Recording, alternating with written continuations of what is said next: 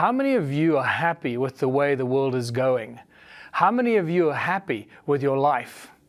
How many of you believe that you're fulfilling your life's dreams? How many of you believe that the governments are doing a great job and serving the people that they're supposed to serve? And in 10 years, I can tell you that not one person has ever put up their hand to say that they are happy with what's going on in the world. So clearly we have a big problem, and we need to find solutions for this problem. And in this series, we're going to look into the past, learn from the ancient civilizations, discover some phenomenal and fascinating knowledge and information, and find a way to put that ancient knowledge to use for humanity into the future.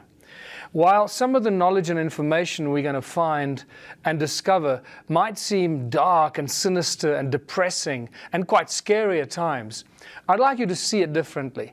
I'd like you to see it as liberating and enlightening information that will give us the platform and the foundation to build a new social structure for humanity, a new foundation into the future based on real knowledge and information about the human race and the true history of this planet.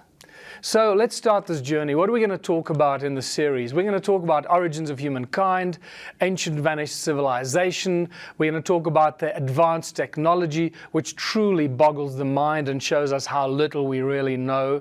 We're going to talk about gold and this fascination that humanity has had with gold for so many thousands of years, where that fascination comes from, and that we actually inherited this fascination from the gods, that it's not actually our obsession, that it's the obsession of the so-called gods that we inherited as the human race.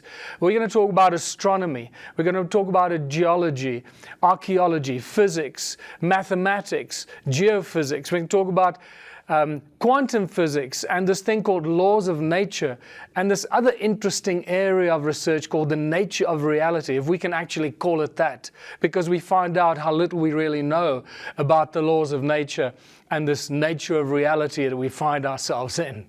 But the key thing that we need to do is, what are we going to do with this information? Because it's very good getting all this knowledge and information, but what do we do with this? If we don't put it to any good use for humanity and our planet and our future, it's all a bloody waste of time. So I suggest that we learn from the ancients, create this platform, and find a solution for this terrible situation that every single one of us finds ourselves in.